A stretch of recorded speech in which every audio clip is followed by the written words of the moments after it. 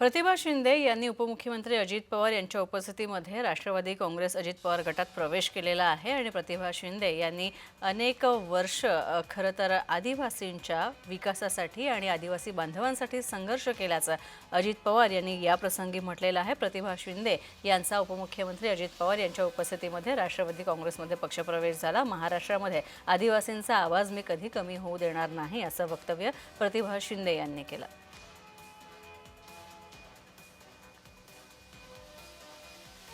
सत्तेवर असतो त्यावेळेस लोकांचे प्रश्न सोडू शकतो, कारण निर्णय घेण्याची क्षमता, धोरण ठरवण्याची क्षमता ही सरकार म्हणून आमच्या हातामध्ये येते आणि त्यामुळं सर्व एक माणुसकीच्या नात्याने सर्वांना बरोबर घेऊन कसं जाता येईल हे महापुरुषांनी सांगितलेला विचार, ह्याच विचारांनी आमचं सगळ्यांचं काम चाललेलं आहे आणि त्याच्यामुळे तुम्ही आमच्या बरोबर या।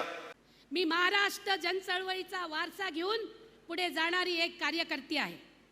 जल जंगल जमिनीच्या मुद्द्यावरती संघर्ष करणारी, महात्मा फुले, राजऋषी शाहू महाराजांचा समतेचा विचार, महात्मा गांधींचा अहिंसेचा विचार आणि डॉक्टर बाबासाहेब आंबेडकरांचं संविधान प्रमाण मानत मी आतापर्यंत समाजकारण केलं आणि यापुढे पण राजकारण या विचारांच्या आधारावरच मी करणार आहे, हे ठामपणे मी तुम्हाला सगळ्यांना सांगते आहे। भिल्ल समाजाचे आदिवासी असू दे, यांचा आवाज मी विधानसभेपर्यंत पोहोचवेल।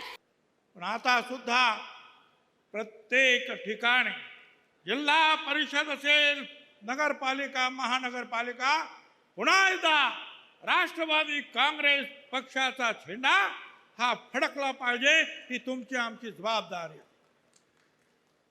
आणि हे काम, याच्यात यश मिळवण्यासाठी प्रतिभाताई शिंदे यांचा फार मोठा हातभार या यशासाठी लागणार आहे। मी या जिल्ह्याचा संपर्क मंत्री आहे, त्यामुळे मला इथे उपस्थित राहणं अपरिहार्य आहे। त्यासाठी माझी उपस्थिती या ठिकाणी आहे, दुसरा कुठलाही विषय नाही। त्यामुळे प्रतिभाताई शिंदे आमच्या पक्षामध्ये प्रवेश करू इच्छितात, त्यांचा प्रवेश सोहळा या ठिकाणी होणार आहे आणि अतिशय मोठा असा प्रवेश सोहळा या ठिकाणी आयोजित केलेला आहे। तो सोहळा दादांच्या हस्ते या ठिकाणी होणार आहे।